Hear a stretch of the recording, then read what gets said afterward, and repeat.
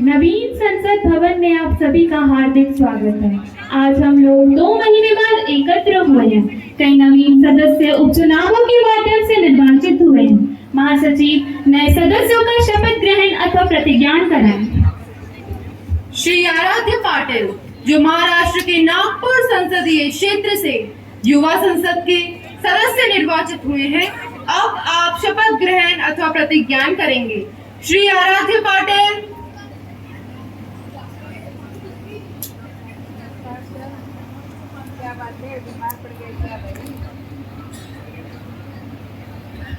Sir, would you like to take the oath or affirmation? In which language would you like to take the oath?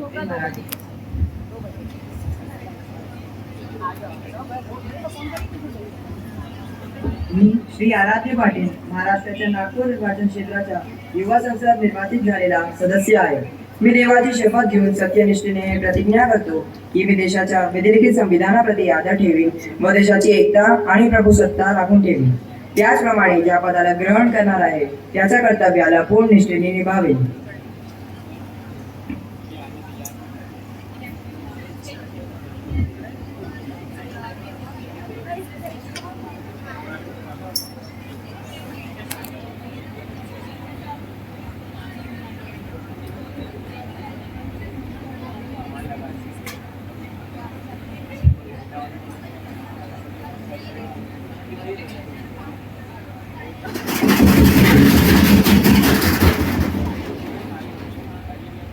Sushri S Dakshita, जो तमिलनाडु के मदुरई संसदीय क्षेत्र से युवा संसद की सदस्य निर्वाचित हुई हैं, अब आप शपथ ग्रहण अथवा प्रतिज्ञान करेंगी। Sushri S Dakshita.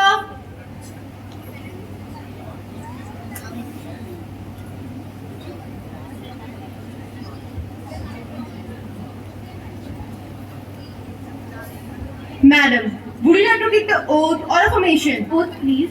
In which language would you like to take the oath? In Tamil.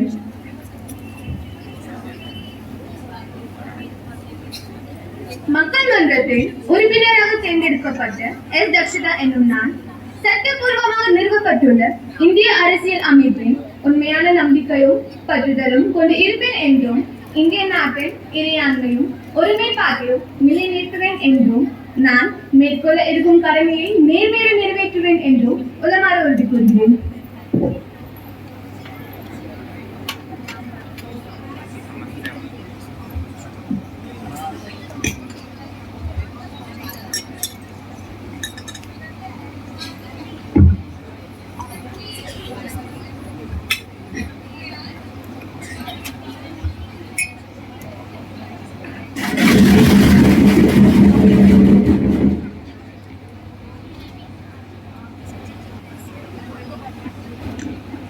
माननीय सदस्यगण, चूंकि हम 2 महीने के पश्चात मिल रहे हैं, मेरा यह दुखद कर्तव्य है कि मैं सदन को श्री महेंद्र कुमार जैन, जो मध्य प्रदेश के इंदौर संसदीय क्षेत्र से सदस्य रह चुके हैं, उनके निधन की औपचारिक सूचना दूं।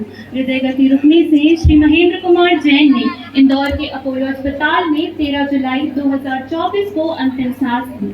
वह एक कुशल राजनीतिज्ञ, सहृदय व्यक्ति और उच्च कोटि के वक्ता थे। उन्होंने कई बार अपने तथ्यात्मक संवादों एवं ओजस्वी भाषण से सदन को जीवंत बनाया था। उनका निधन सदन के लिए भारी नुकसान है। अध्यक्ष महोदय, मैं श्री महेंद्र कुमार जैन स्वयं तथा सरकार की ओर से श्रद्धांजलि अर्पित करती हूँ। महोदय, श्री महेंद्र कुमार जैन का जन्म एक गरीब किसान परिवार में हुआ। उन्होंने विभिन्नताओं के बीच शिक्षा ग्रहण की तथा समाज में व्याप्त असमानताओं का तीखा स्वाद भी चखा था। उनका संपूर्ण जीवन जन सेवा को समर्पित रहा। मैंने अपने राजनीतिक जीवन में इतने विशाल व्यक्तित्व का धनी राजनीतिज्ञ कम ही देखा है। जैन जी के रूप में पार्टी ने एक आदर्श कार्यकर्ता, कुशल संगठक और समर्पित जन नेता को खो दिया। ऐसे प्रतिभाशाली व्यक्तित्व का निधन राष्ट्र के लिए क्षति है। मैं उनके परिवार के प्रति गहरी संवेदना प्रकट करती हूँ। It's sad to know that Sri Mahendra Kumar Jain is no longer with us. He had a dedicated personality with utmost sincerity towards his work.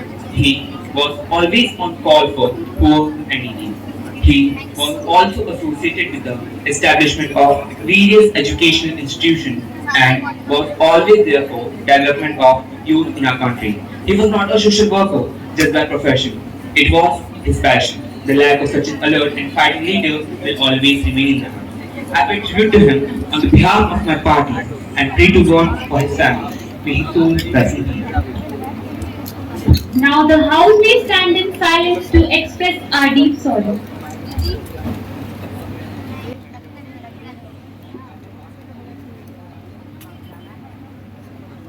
Om Shanti. Secretary General, please convey the condolence message to the bereaved family. Yes, madam. Prime Minister to please introduce the new ministers. Honorable Speaker Nadu, I have the pleasure of introducing to you and through you to the House my colleagues, the new ministers, Ms. Pooja, Minister of Commerce and Industry,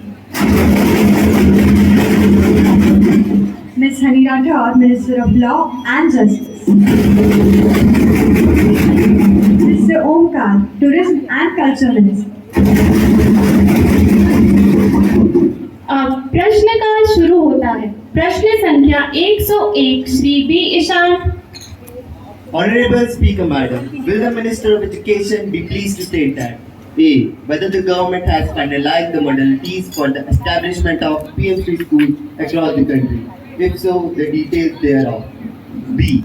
Whether the government has taken decision to establish 50 new Kendra Vidyalayas in the country? If so, the details thereof. माननीय शिक्षा मंत्री जी।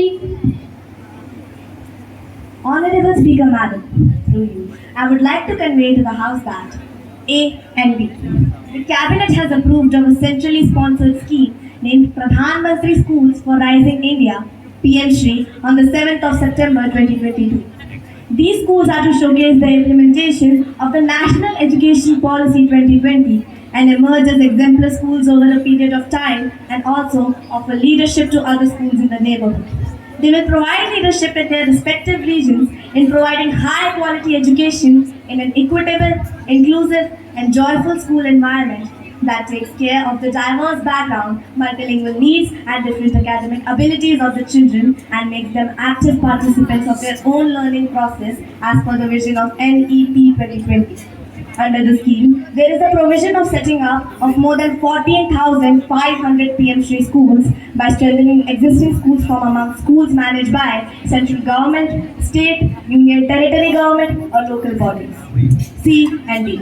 Opening of new Kendra Vidyalayas is a continuous process.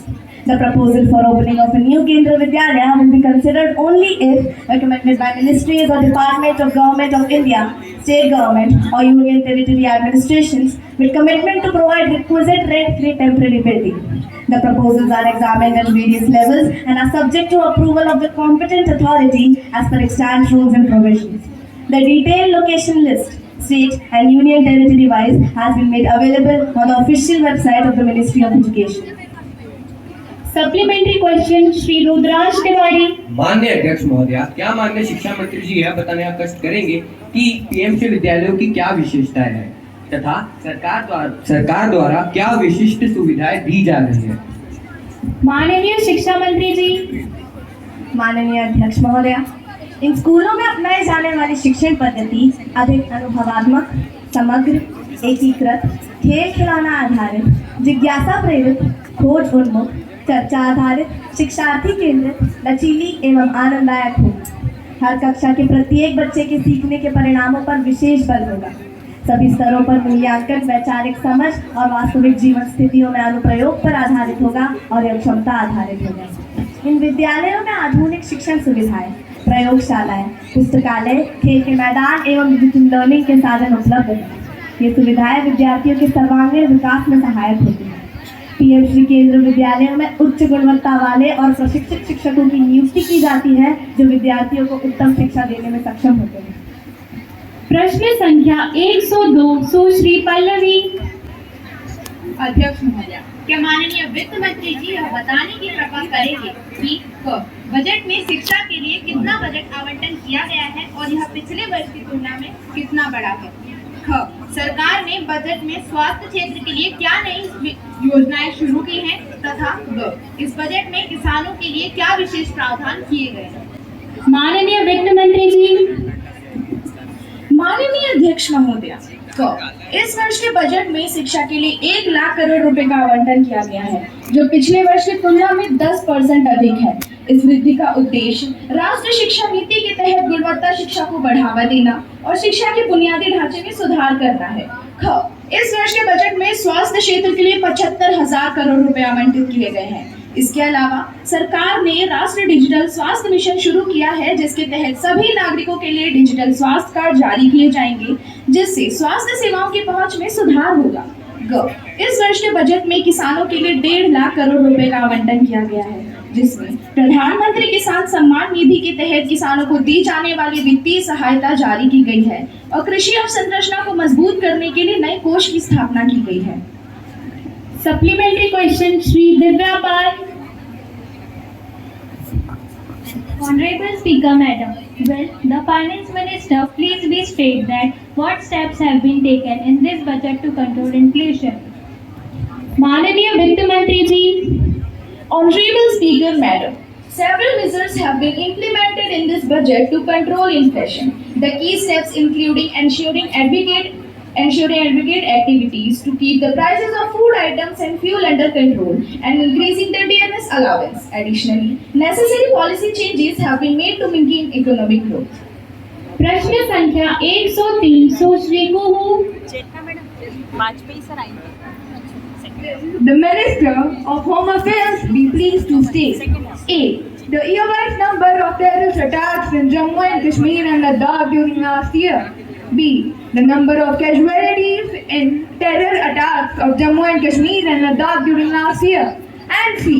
The steps taken by the government in order to prevent the recent state of targeted killings of citizens of Jammu and Kashmir, especially Kashmir Pandit. माननीय गृह मंत्री जी, Honorable Speaker, Madam, through you, I would like to inform the House that A and B, during last 5 years, no terror attacks were reported in Union Territory of Ladakh. Therefore, questions of casualties in terror attacks does not arise. Details in respect of Union Territory of Jammu and Kashmir are as: terrorist initiated incidents were 30, total encounters were 24, civilians killed in terrorist initiated incidents were 30, civilians killed during encounters were 0, and security personnel were killed 11.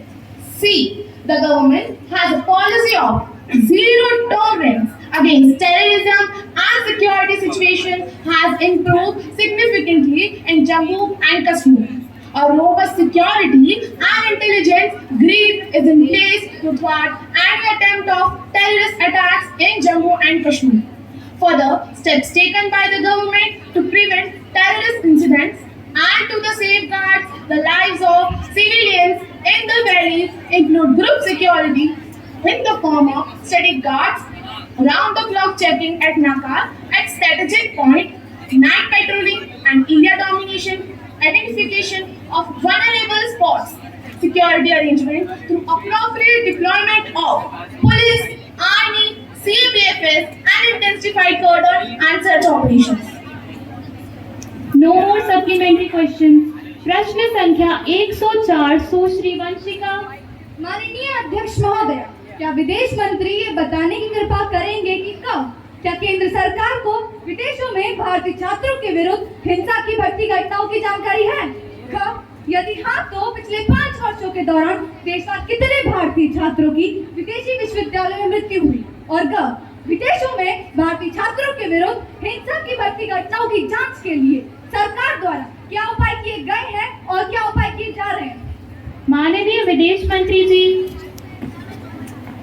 माननीय अध्यक्ष महोदय, विदेश में स्थित भारतीय केंद्रों के पास उपलब्ध आंकड़ों के अनुसार विदेश में भारतीय छात्रों के खिलाफ हिंसा में वृद्धि नहीं हुई।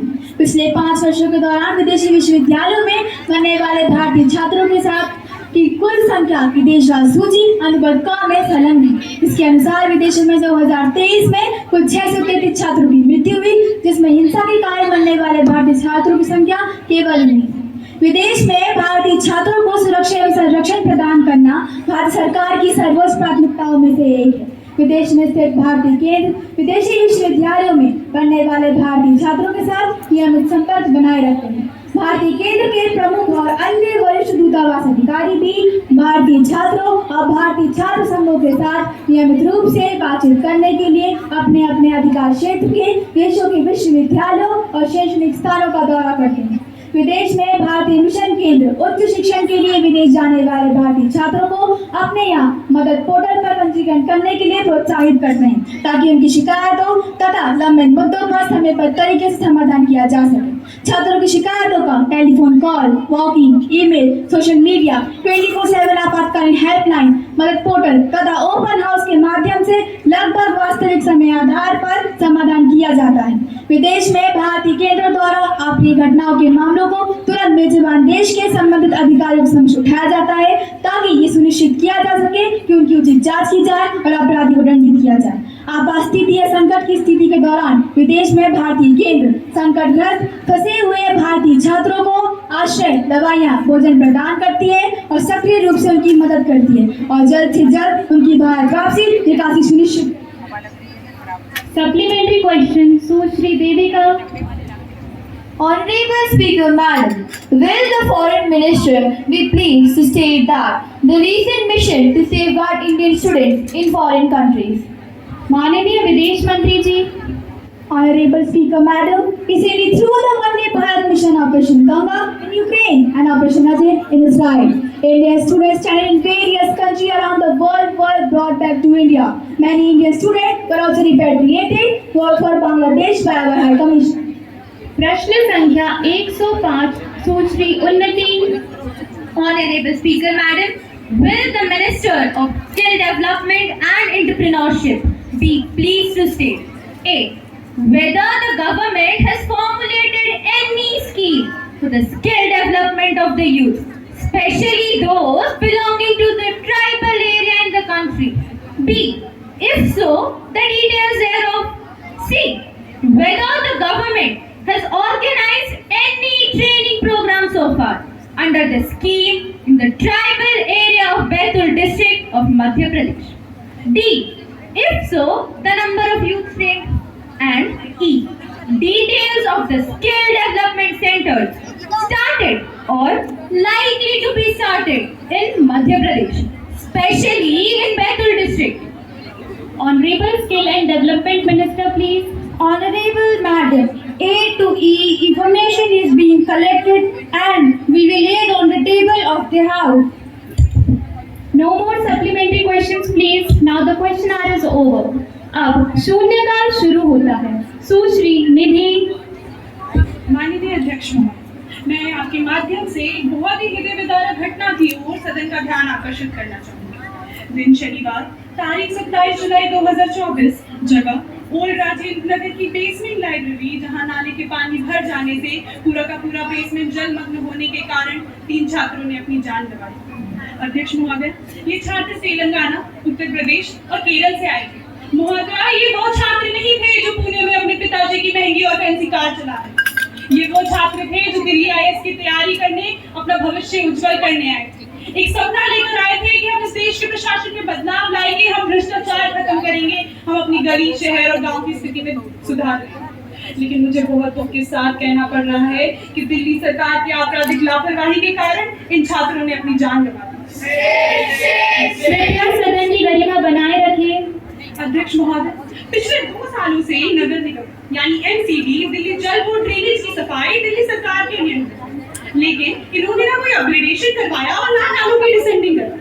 22 जुलाई से 24 जुलाई तक 2 दिन से वहाँ के स्थानीय निवासी, वहाँ के स्थानीय विधायक, स्थानीय पार्षद, स्थानीय अधिकारी से शिकायत करते हैं। हम ये जानना चाहते हैं कि दिल्ली की नालों की सफाई क्यों नहीं की जाती, दिल्ली की जल बोर्ड चल रही है व्यवस्था में क्यों? अध्यक्ष महोदय, दिल्ली में अगर कोई भी घर बनता है और वहाँ थोड़ा सा भी कंस्ट्रक्शन ज्यादा हो जाता है तो NCD वाले तुरंत आते हैं, पर यहाँ इतने बड़े पैमाने पर इलीगल सेंटर पर सेंटर बने जा रहे हैं और किसी को पता तक नहीं चला या देख कर दिया, देखा कर दिया। हर साल देश के अलग अलग कोने से गरीब परिवार के बच्चे अपनी आंखों में IAS बनने का सपना लेकर दिल्ली आते हैं, लेकिन दिल्ली सरकार ने इन छात्रों के लिए कोई कानून नहीं बनाई, कोई स्कीम नहीं बनाई। ये बहुत बड़े भ्रष्टाचार का मामला है जो मैं आपके माध्यम से यहाँ पेश करूँ। और मेरा गृह मंत्रालय से अनुरोध है कि एक जांच समिति बनाई जाए और दोषी अफसरों पर उचित कार्रवाई की। सुश्री साक्षी। धर्म की बातों में हम हैं अक्सर उलझे हुए, धर्म की बातों में हम हैं अक्सर उलझे हुए, पड़ोसी के दंश को कोई क्यों ना समझे दिल से।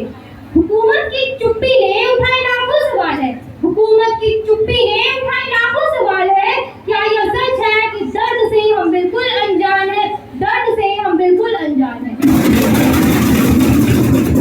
माननीय अध्यक्ष महोदया, मैं वर्तमान में बांग्लादेश में हिंदुओं की दयनीय स्थिति पर सदन का ध्यान आकर्षित करना चाहती हूँ। वर्तमान में बांग्लादेश में राजनीतिक और सामाजिक अस्थिरता ने अल्पसंख्यकों, विशेष रूप से हिंदुओं की स्थिति को और जटिल बना दिया है। बांग्लादेश में हिंदू अल्पसंख्यक समुदाय को विभिन्न चुनौतियों का सामना करना पड़ रहा है। वर्तमान में राजनीतिक अस्थिरता के कारण धार्मिक आधार पर भेदभाव, जमीनी विवाद और हिंसा की घटनाएं इस समुदाय के लिए चिंताजनक है। कुछ रिपोर्टों के अनुसार धार्मिक चरमपंथियों द्वारा हिंदू घरों, मंदिरों, व्यापारिक प्रतिष्ठानों पर हमले किए गए। महोदया, ये सभी घटनाएं हिंदू समुदाय में असुरक्षा की भावना को बढ़ा रही है। जमीन पर कब्जा, व्यापारिक रुकावटें और सामाजिक भेदभाव से इनके जीवन स्तर पर नकारात्मक प्रभाव पड़ रहा है। महोदया, इस समय बांग्लादेश में हिंदुओं की सुरक्षा और उनके अधिकारों की रक्षा के लिए न केवल सरकार को बल्कि समाज के हर एक वर्ग को मिलकर काम करना होगा। सामाजिक समरसता और कानूनी संरक्षण के माध्यम से ही इस संकट का समाधान संभव हो सकता है। अतः मेरा सरकार से निवेदन है कि बांग्लादेश में हिंदुओं की सुरक्षा को सुनिश्चित किया जाए तथा बहुत से भारतीयों की स्वदेश वापसी के लिए उचित कदम उठाए जाए। Honorable Speaker Madam, a serious breach of privilege has been committed by the leading newspaper of Bhopal. While commenting on the recommendations of the Public Accounts Committee, the paper has attributed motives, and I request you to allow me to raise a question on that matter now. Miss Pragya, have you given notice of it earlier? You may give due notice along with a copy of newspaper cutting and I shall consider it. You cannot spring a surprise on me like this. I have already given the notice of it at 10 a.m. today. It will be examined. When it comes to me, I shall consider it and let you know my decision. Now, papers to be laid on the table. Honorable Youth and Sports Minister, please. Honorable Speaker Madam, I beg to lay on the table a copy of each of the following paper in English and Hindi version. A. Detailed Marco grants of the Ministry of Youth Affairs and Sports for the year 2024-2025. B. Outcome budget of the Ministry of Youth Affairs for the year 2024-2025. Secretary to report message from Upper Chamber of Youth Parliament. Honorable Speaker Madam, I have to report a message received from the Secretary General of Rajya Sabha. I am directed to inform the Lok Sabha that the Rajya Sabha at its sitting had on the 9th August 2024 agreed without any amendments to the Digital Personal Data Protection Bill which was passed by the Lok Sabha on the 7th August 2024. Honorable members, at the outset, I have to make an announcement on my own behalf and on behalf of the honorable members of the House. I have great pleasure to welcome His Excellency Mr. Mohit Chhetri, Speaker of the National Assembly of the Republic of Nepal, and the members of the Nepalese parliamentary delegation, Ms. Ishika Thapa and Ms. Payal Thapa, who are on a visit to India as our honored guests. They arrived in India on Wednesday, 7th of August 2024 and are now seated in the special box. We wish them a happy and fruitful stay in our country. India has very good relations with the Republic of Nepal. Through them, we convey our greetings and best wishes to the Parliament, the government and the friendly people of the Republic of Nepal. अब हम ध्यान आकर्षण प्रस्ताव पर चर्चा करेंगे। सुश्री Anvi NDA scan की ओर माननीय शिक्षा मंत्री जी का ध्यान आकर्षित करेंगे। किताबों में जो हमने पढ़ा, सपनों में जो हमने गढ़ा, आशा थी कि मेहनत से हमारा भविष्य चमकेगा, आशा थी कि मेहनत से हमारा भविष्य चमकेगा, लेकिन जब पेपर लीक हुआ, न्याय का तराजू हिला, मेहनत की पराकाष्ठा को धोखे का का तमाचा मिला। माननीय अध्यक्ष महोदय, शिक्षा वह नींव है जो एक मजबूत और सशक्त समाज का निर्माण करती है, और इसी समाज में एक अभ्यर्थी अपने ज्ञान, कौशल और योग्यता के बल पर खुद को इस काबिल बनाता है कि वह रोजगार प्राप्त कर सके। यह रोजगार उसे न केवल सामाजिक और आर्थिक रूप से सशक्त बनाता है, बल्कि उसका एक सपना भी होता है। लेकिन जब अखबार की सुर्खियों में परीक्षा का घोटाला छपता है, तो न केवल यह सपना टूटता है, बल्कि एक ईमानदार प्रतियोगी के संबल और साहस पर भी चोट लगती है। जब उम्मीदों के लिए अन्याय की हवा से बुझने लगते हैं, तब प्रश्न उठता है शिक्षा प्रणाली की गुणवत्ता पर, उसकी निष्पक्षता पर, उसके साख और विश्वास पर। महोदय, नीट, यूजीसी, नेट जैसी महत्वपूर्ण परीक्षाओं के प्रश्न पत्रों का लीक होना सरकार की संस्थागत विफलता है। माननीय महोदय, मैं चाहती हूँ कि माननीय शिक्षा मंत्री जी इस पर अपना वक्तव्य दें। माननीय शिक्षा मंत्री जी। माननीय अध्यक्ष महोदय, मैं विपक्ष के नेता द्वारा लगाए गए आरोपों का जवाब देना चाहती हूँ। हमारी सरकार नीट पेपर लीक के विषय को लेकर पूरी तरह संवेदनशील और सतर्क है। हम किसी एक भी बच्चे के साथ अन्याय नहीं होने देंगे। हमने इस मुद्दे पर तत्काल कार्यवाही की है। एनटीए के चीफ को हटा दिया गया है। जांच के लिए कमेटी गठित की गई है और देश के सर्वोच्च न्यायालय ने भी अब अपना फैसला सुना दिया है। लेकिन विपक्ष अभी भी इस मुद्दे को उठा रहा है, तो क्या वो खुद को सर्वोच्च न्यायालय के विजन से भी ऊपर समझते हैं? हमारी सरकार ने इस मुद्दे पर पारदर्शिता और निष्पक्षता से काम किया है और हम आगे भी ऐसा ही करेंगे।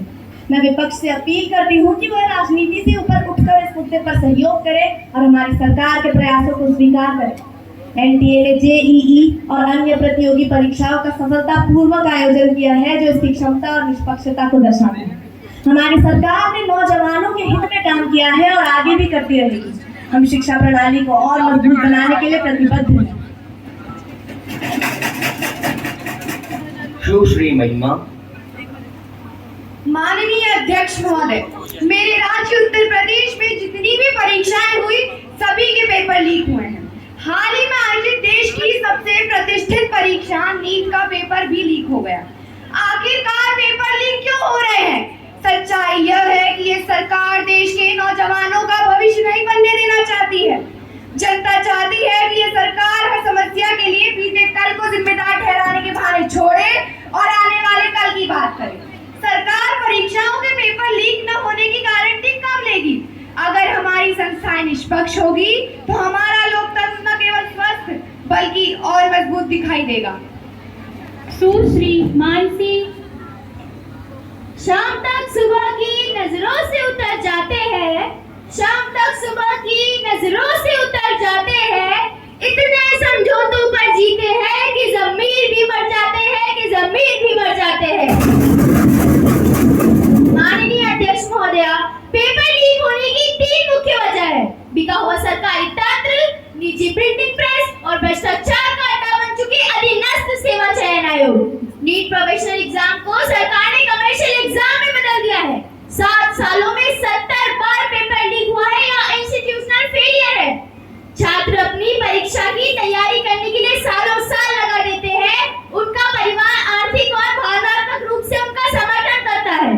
और नीट के बारे में सच्चाई तो यह है महोदया, छात्र परीक्षा पर विश्वास नहीं करते क्योंकि वे आश्वस्त है कि यह परीक्षा केवल और केवल अमीर लोगों के लिए बनाई गई है, ना कि मेधावी विद्यार्थियों के लिए। सुश्री अनुष्का।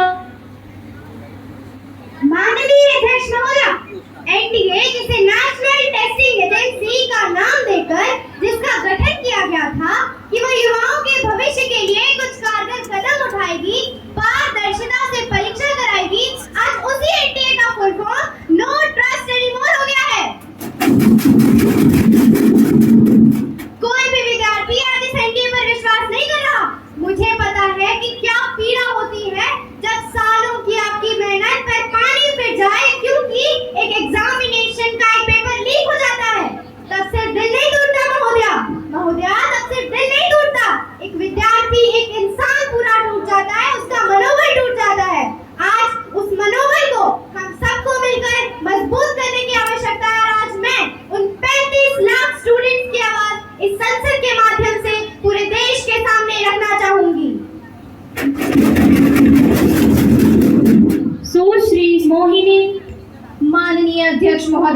दो आईपीएल है इस देश में। एक आईपीएल है जिसमें गेंद और बल्ले का खेल होता है, जिसे कहते हैं इंडियन प्रीमियर लीग, और दूसरा आईपीएल है जिसमें युवाओं के भविष्य के साथ खेल होता है, इंडियन पेपर लीग। और आज मैं उसकी पूरी सूची लाई हूँ कि कैसे युवाओं के भविष्य को सिक्योर करना तो छोड़िए, उसे बर्बाद करने का काम किया गया। और उस सूची में नाम पढ़ के आपका ध्यान आकर्षित करना चाहूंगी कि क्या क्या हमने हमारे देश के युवाओं को दिया है। पहला व्यापम स्टैम्प, दूसरा यूजीसी नेट पेपर लीग, तीसरा Telangana secondary school certificate examination Hindi paper leak. अध्यक्ष महोदय, मेरे राज्य असम का HSC/LC general science paper leak, Gujarat headline exam paper leak, UP PSC paper leak, Haryana police constable exam paper leak. यह लिस्ट बहुत लंबी है। कृपया सुश्री मोहिनी को अपनी बात पूरी करने दें।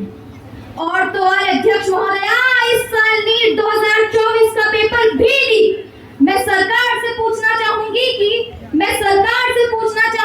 कि परीक्षा की पवित्रता पर आघात कब तक होता रहेगा। माननीय शिक्षा मंत्री जी, नए किरदार आते जा रहे हैं मगर नाटक पुराना ही चल रहा है। माननीय अध्यक्ष महोदय, आज यहाँ पेपर लीक के बारे में बात हो रही है तो मैं यहाँ याद दिलाना चाहती हूँ कि जब रिमोट से सरकार चलाई जा रही थी तब 2010 में शिक्षा सुधार के लिए 3 बिल लाए गए थे, जिसमें से एक था prohibition of unfair practice bill 2010। मैं विपक्ष से यह जानना चाहूंगी कि ऐसी कौन सी मजबूरी थी कि उस बिल को समाप्त करना पड़ा। क्या यह किसी निजी मेडिकल कॉलेज के दबाव में था या उनकी दी गई घूस के दबाव में किया गया था? महोदय, विपक्ष ने अपने संबोधन में पेपर लीक को एक बड़ी समस्या बताया है। मेरी अपेक्षा थी कि वह राजनीति से ऊपर उठकर इस मुद्दे पर अपनी बात रखता, लेकिन दुर्भाग्य से इतना संवेदनशील और महत्वपूर्ण मुद्दा भी इन्होंने राजनीति के भेंट चढ़ा दिया, तो इससे बड़ा दुर्भाग्य और क्या हो सकता है। Members kindly maintain the decorum of the house.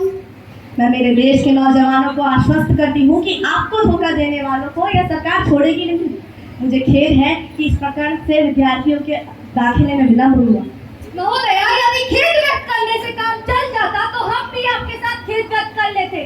सरकार ने इस विषय में क्या कार्रवाई की है? माननीय शिक्षा मंत्री जी को अपनी बात पूरी करने दें। मेरे देश के नौजवानों के भविष्य के साथ खिलवाड़ करने वालों को सख्त से सख्त सजा मिले, इसके लिए एक के बाद एक एक्शन लिए जा रहे हैं। सरकार परीक्षा से जुड़ी संस्थाओं, उनके कामकाज के तरीके, परीक्षा की पारदर्शी प्रक्रिया सभी में बड़े सुधार करने की दिशा में काम कर रही है। केंद्रीय अन्वेषण ब्यूरो या CBI को नीट UG परीक्षा 2024 में कथित अनियमितताओं की जांच सौंपी गई है। केंद्र सरकार देश में शैक्षिक सुधार और पूरी तरह से पारदर्शी परीक्षा तंत्र लाने के लिए प्रतिबद्ध है। इन गड़बड़ियों के खिलाफ संसद में सख्त कानून भी हमने बनाया है। मैं बड़े गर्व के साथ आज कहना चाहती हूँ कि हमारी सरकार पेपर लीक को रोकने के लिए 5 फरवरी को लोक परीक्षा अनुचित साधन निवारण अधिनियम 2024 लाई, जिसमें 10 साल की जेल का प्रावधान है और 1 करोड़ रुपए तक का जुर्माना रखा गया है। महोदया, यह साफ दिखाई देता है कि विपक्ष अपनी आलोचना से और अपनी टिप्पणियों से देश की जनता को गुमराह करना चाहता है। माननीय उच्चतम न्यायालय के आदेश से यह साबित होता है कि NDA द्वारा आयोजित परीक्षा में किसी भी तरीके की अनियमितता नहीं हुई। महोदया, मैं सदन के माध्यम से विद्यार्थी और अभिभावकों को आश्वस्त करती हूँ कि हम परीक्षा की पारदर्शिता और निष्पक्षता को बनाए रखने के लिए प्रतिबद्ध हैं। हमारी सरकार विद्यार्थियों के हितों की रक्षा के लिए हर संभव कदम उठाएगी और जरूर उठाएगी। सदन में नेता प्रतिपक्ष श्री राज बड़ोदिया सरकार के प्रति अविश्वास प्रस्ताव रखना चाहते हैं। श्री राज बड़ोदिया, आप सदन से अनुमति ले लें।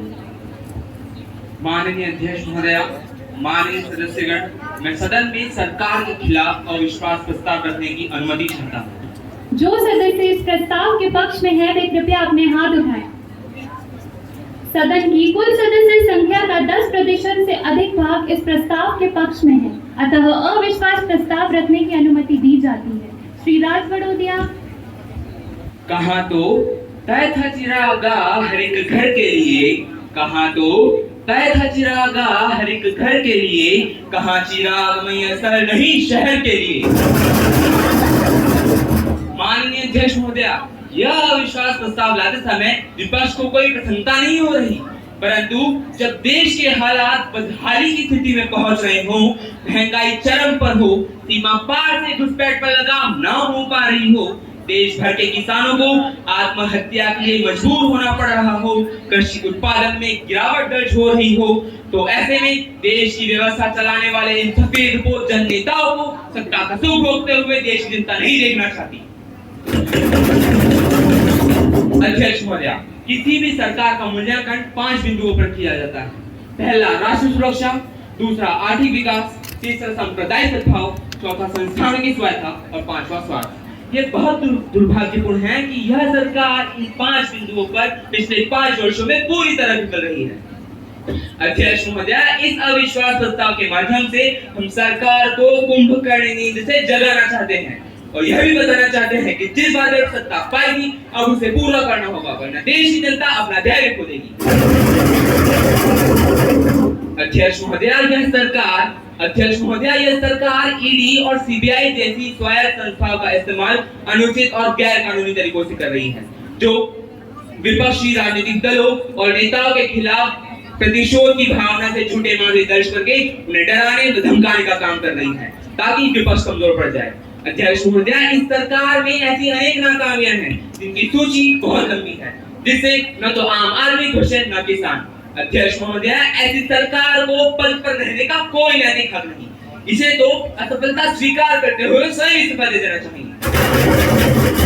राज जी, आपकी समय सीमा समाप्त हो चुकी है। जी महोदय, मैं इन 2 पंक्तियों के माध्यम से अपनी वाणी को विराम देना चाहूंगा कि सिर्फ हंगामा खड़ा करना मेरा मकसद नहीं है, मेरी कोशिश है ये सूरत बदलनी चाहिए।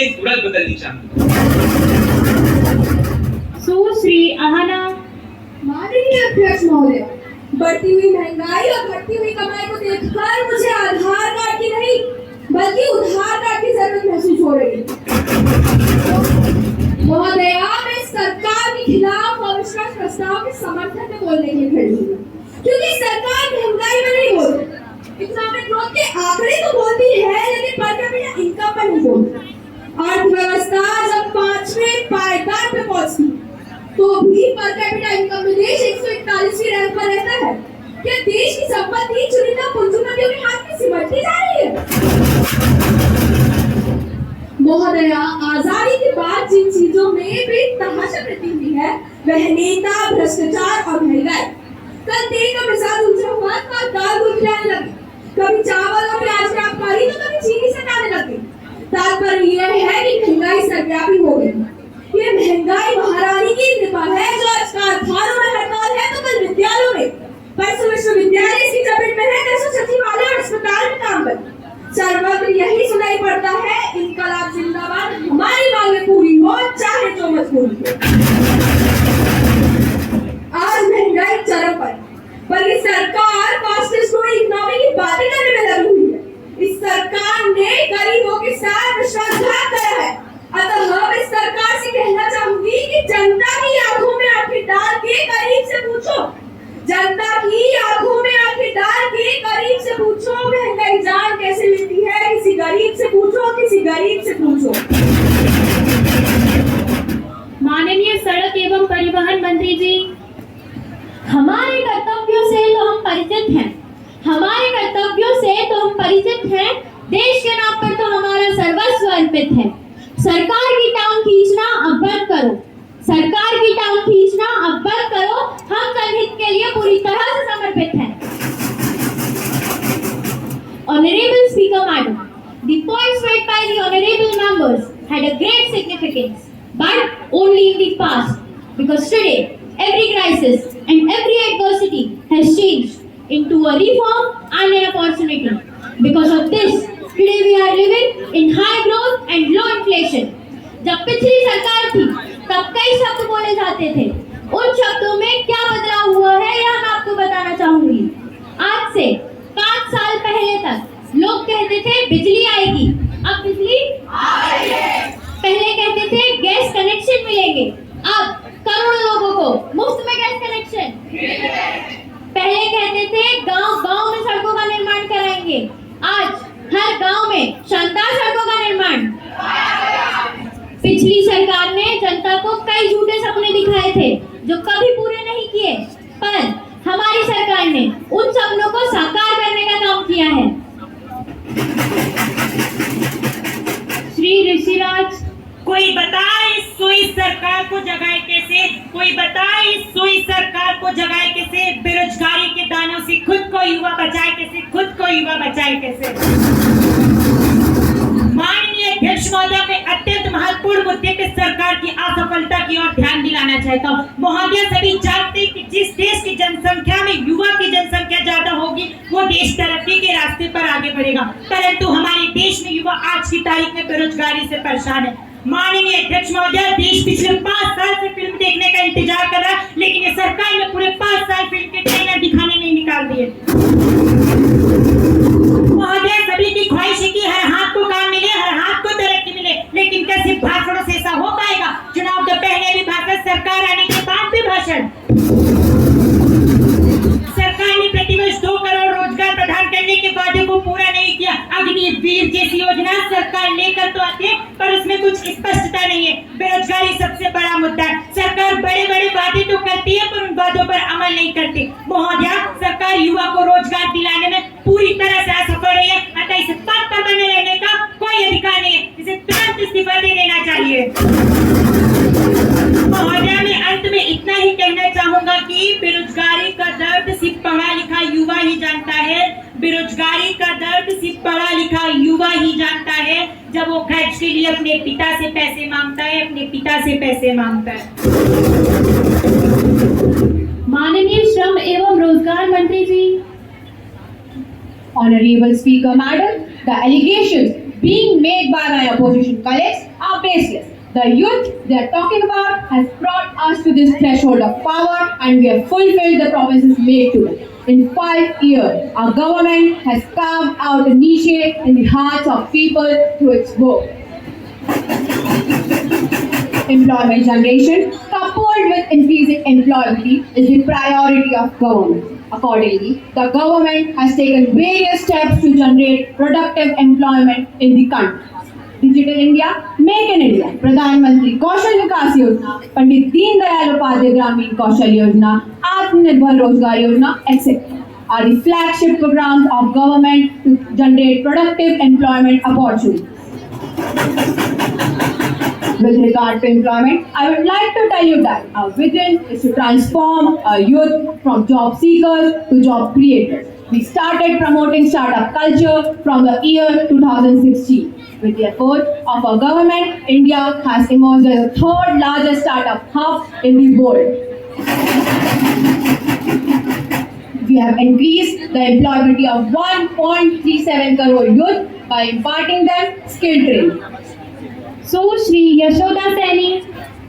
मर रहा सीमा पे जवान और खेतों में किसान, मर रहा सीमा पे जवान और खेतों में किसान, कैसे कह दूं इस दुखी मन से कि मेरा भारत महान। माननीय अध्यक्ष महोदया, मैं कृषि के क्षेत्र में सरकार की विफलताओं की ओर सदन का ध्यान आकर्षित करना चाहती हूँ। किसानों को स्वतंत्र भारत में अब तक के सबसे बुरे समय का सामना करना पड़ रहा है।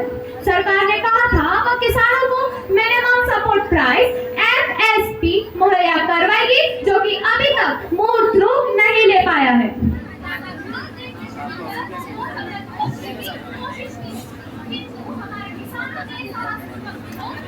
और अंततः सरकार को कृषि विधेयकों को वापस लेना पड़ा। सरकार ने किसानों की आय 2 गुनी करने का वादा अब तक पूरा नहीं किया। सरकार किसान सम्मान निधि की बात तो करती है, लेकिन पेस्टिसाइड और फर्टिलाइजर की कीमतों में 4 से 5 गुना इजाफा हुआ। खैर, इसकी बात नहीं करते। महोदया, जो पिछले 4-5 सालों से हमारे किसान सड़क पर टमाटर फेंकने पर मजबूर थे, तब ये सरकार, महोदया, ये सरकार हमारे किसानों के आंसू तक पहुंचने नहीं गई। माननीय कृषि मंत्री जी। माननीय अध्यक्ष महोदया, हमारे विपक्ष के साथियों द्वारा किसानों के लिए बहुत ही दर्द और पीड़ा व्यक्त की गई है, इसलिए मैं कहना चाहती हूँ कि किसानों के लिए सिर्फ बातों से काम नहीं चलता है, इसके लिए बजट बनाना पड़ता है और योजनाएं लानी पड़ती हैं। हमारी सरकार कृषि से संबंधित कई ऐसी जन कल्याणकारी योजनाएं लाई, जिससे हमारे देश के किसान लाभान्वित हुए और वर्तमान में लाभ ले रहे हैं। जैसे पीएम किसान सम्मान निधि योजना, पीएम फसल बीमा योजना, उर्वरक सब्सिडी योजना, किसान क्रेडिट कार्ड योजना आदि। वित्त वर्ष 2023-24 में कृषि क्षेत्र के बजट आवंटन में कुल 5700 करोड़ रुपए की वृद्धि हुई। नैनो यूरिया का उत्पादन और विकास अब भारत में किया जा रहा है। कई किसानों को ई-नाम योजना के माध्यम से बेहतर कीमतें मिल रही हैं। महोदया, हमारी सरकार किसानों की समृद्धि के लिए निरंतर प्रयासरत है। श्री प्रत्यक्ष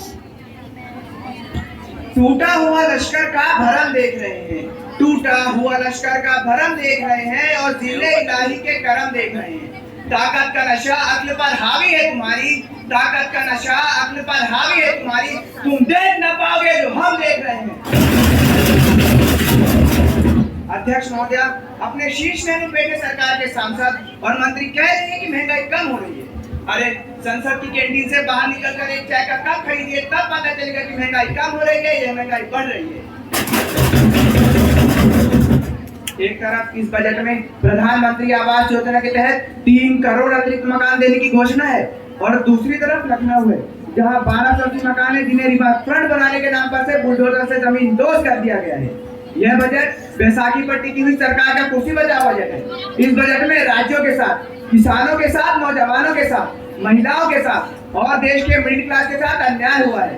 इस सरकार ने नोटबंदी ला करके देश की आम जनता की पूंजी छीन ली, टैक्स बढ़ा करके छोटे व्यापारियों के कारोबार छीन लिए, पेपर लीक करवा करके युवाओं की आंखों से नौकरी के सपने छीन लिए, अग्निवीर ला करके देश के जवानों की उम्मीदें छीन ली, बुलडोजर चलवा करके लोगों के आशियां उजाड़ दिए और महंगाई ला करके देश की आम जनता की थाली से निवाले छीने और दावा करते हैं कि ये बस सेवा है। श्री मोहम्मद शाह। गुजरा है जिस घर के आंगन का चिराग उस घर की दीवारें भी रोई होंगी, गुजरा है जिस घर के आंगन का चिराग उस घर की दीवारें भी रोई होंगी, खोया है जिन माओं ने लाल अपना, न जाने वो माएं कैसी सोई होंगी, न जाने वो माएं कैसी सोई होंगी। Honorable Speaker, I stand today to address a matter of great concern for our nation. The escalating tension on the Indo-China border and government's response to this critical issue.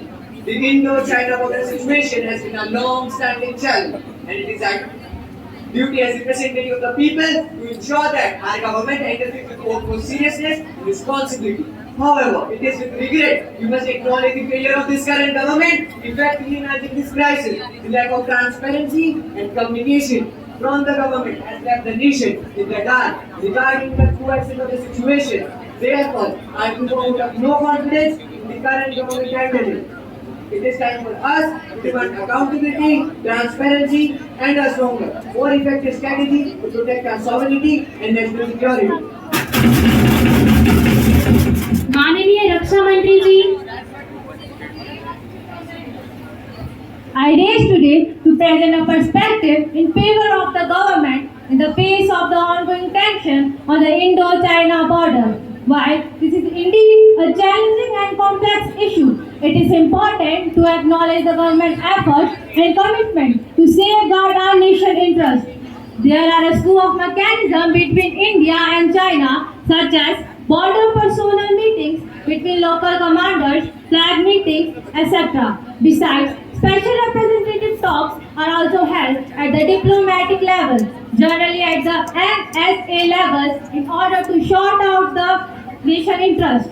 The government of India is fully conscious of the security requirements of the country. I would like to assure the House that we security requirements of the country from time to time and take appropriate decisions. Moreover, roads, tunnels, railway lines and airfields are also being developed along the Indo-China border in order to ensure the integrity and security of the country. A vote of no confidence at this time would not serve our nation's interest. Let us trust in the government's ability to safeguard our sovereignty and security. माननीय प्रधानमंत्री जी, आज बादलों ने फिर साजिश की, जहां मेरा घर था वहीं बारिश की। आज बादलों ने फिर साजिश की, जहां मेरा घर था वहीं बारिश की। अगर फलक को जिद है बिजलियां गिराने की, तो हमें भी जिद है वहीं पर आशियां बनाने की। धन्यवाद अध्यक्ष महोदय। विपक्ष ने बड़े जोर शोर से सरकार की असफलताओं का ढिंढोरा पीटा, किंतु उनकी किसी भी बात में सच्चाई नहीं है। उनकी सभी आलोचनाएं तथ्य से परे हैं। इस अविश्वास प्रस्ताव में राष्ट्रीय सोच कम, राजनीतिक महत्वाकांक्षा ज्यादा है। वैसे तो सरकार में शामिल मंत्रियों ने अपने जवाब दे ही दिए हैं, किंतु मैं विपक्ष के नेताओं द्वारा उठाए गए मुद्दों के बारे में स्पष्टीकरण देना चाहती हूँ। जहाँ तक भ्रष्टाचार और घोटालों का सवाल है, हम शुरू से इसके खिलाफ थे, हैं और रहेंगे। हमारी सरकार ने आधार कार्ड और पैन कार्ड को बैंक खातों से जोड़ने की योजना शुरू की। इससे आयकर विभाग को फर्जी या बेनामी खातों को पकड़ने में बड़ी सफलता मिली। प्रधानमंत्री जन धन योजना के तहत हमारी सरकार ने 47 करोड़ बैंक खाते खुलवाए। अब सरकार की तरफ से जो पैसा जनता को मिलता है वह सीधे उनके बैंक खातों में जाता है। हमने बिचौलियों को साफ कर दिया है। पारदर्शिता और जवाबदेही हमारी सरकार की विशेषता है। और महोदया, जिनके खुद के बही खाते बिगड़े पड़े हैं, वो भी हमसे हमारा हिसाब लिए फिरते हैं। स्वच्छ भारत स्वस्थ भारत अभियान ने पूरे देश में स्वच्छता के प्रति जो वातावरण बनाया है वह सराहनीय है। WHO की रिपोर्ट के अनुसार स्वच्छ भारत अभियान के जरिए 3 लाख लोगों को मरने से बचाया गया है। हम अपनी राष्ट्रीय सुरक्षा को लेकर भी बहुत सचेत हैं। बॉर्डर पर कड़ी सुरक्षा सुनिश्चित की है। पड़ोसी मुल्कों की तेरी नजर भी हम सहन करने वालों में से नहीं है। पाकिस्तान और चीन के सीमा पर किए जाने वाले हमले एवं अतिक्रमण को कभी पूरा नहीं होने देंगे। माननीय अध्यक्ष महोदया, मेरी सरकार हर मुद्दे पर सफल हुई है, लेकिन फिर भी सरकार की सभी योजनाओं में विपक्ष ने अविश्वास जताया। शायद उनकी फितरत ही ऐसी है। स्वच्छ भारत अभियान हो, मेक इन इंडिया हो, डिजिटल इंडिया हो, स्टार्टअप इंडिया हो और अन्य सभी योजनाओं का मजाक उड़ाया गया, लेकिन हमारी सरकार की योजनाएं सफल हुई और देश की जनता को इन योजनाओं का लाभ भी मिल रहा है। विपक्ष को लगता है कि वह नाम बदलकर देश पर राज कर लेंगे। ना, गरीब को चारों तरफ उनका नाम तो नजर आ रहा है, लेकिन उनका काम कहीं नजर नहीं आ रहा। विश्वास प्रस्ताव की आड़ में जनता के विश्वास को तोड़ने की विफल कोशिश की गई है। इन्हें गरीब की भूख की चिंता नहीं है। जी महोदया, इन्हें गरीब की भूख की चिंता नहीं है, यह सत्ता की भूख है जो इनके सर पर सवार होकर बोल रही है। इन्हें देश के युवाओं के भविष्य की चिंता नहीं है, इन्हें केवल और केवल अपने राजनीतिक भविष्य की चिंता है। अध्यक्ष महोदया, विपक्ष ने सरकार की आलोचना करते हुए कहा कि हमारी सरकार के लिए देश से पहले सत्ता का सुख है। तो मैं आपके माध्यम से इन्हें याद दिलाना चाहती हूँ कि जब इनकी सरकार थी तब परिवारवाद की नीति अपनाई गई थी। इनके लिए देश से पहले दल है, परिवार है, किंतु हमारी सरकार ऐसी नहीं है। हमारी सरकार ने 3 करोड़ से ज्यादा प्रधानमंत्री आवास, 12 करोड़ शौचालय, नल से जल योजना के तहत 12 करोड़ कनेक्शन, कोरोना काल में 80 करोड़ गरीबों को मुफ्त अनाज, 48 करोड़ से ज्यादा बैंकों में खाते, 3 करोड़ से ज्यादा बिजली कनेक्शन, 10 करोड़ से ज्यादा उज्ज्वला योजना के तहत गैस सिलेंडर और 23 करोड़ लोगों को आयुष्मान स्वास्थ्य बीमा दिया। हमारी सरकार ने मातृ शक्ति वंदन अधिनियम को संसद में पारित करके देश की महिलाओं को सशक्त करने का ऐतिहासिक काम किया है। इस कानून से लोकसभा और विधानसभा में महिलाओं के लिए 33% सीटें आरक्षित हो जाएंगी। स्वप्न देखा था कभी वह आज हर धड़कन में है, स्वप्न देखा था कभी वह आज हर धड़कन में है, एक नया भारत बनाने का इरादा मन में है, बढ़ रहे हैं हम प्रगति की ओर इस रफ्तार से, कर रहा है विश्व भी हमको नमन उस पार से। माननीय अध्यक्ष महोदया, मेरी सरकार देश की एकता, अखंडता और संप्रभुता की रक्षा करने के लिए कटिबद्ध है। मैं आपके माध्यम से सदन को आश्वस्त करना चाहती हूँ कि मेरी सरकार भय, भूख और भ्रष्टाचार को जड़ से मिटा देगी और विकास की गंगा को अंतिम छोर पर खड़े भारतीय तक पहुँचा देगी। अतः मैं अविश्वास प्रस्ताव का पुरजोर विरोध करती हूँ। सदन में अविश्वास प्रस्ताव पर बहस पूरी हो चुकी है। अब अविश्वास प्रस्ताव पर मतदान होगा। जो सदस्य इस प्रस्ताव के पक्ष में है वह कृपया हाँ कहेंगे। जो सदस्य इस प्रस्ताव के विरोध में है वह कृपया ना कहेंगे। ध्वनि मत से पता चलता है कि नहीं का बहुमत है, नहीं का बहुमत है, नहीं का बहुमत है, अतः अविश्वास प्रस्ताव अस्वीकृत होता है। Now the house is adjourned till tomorrow at 11 AM. जय हिंद।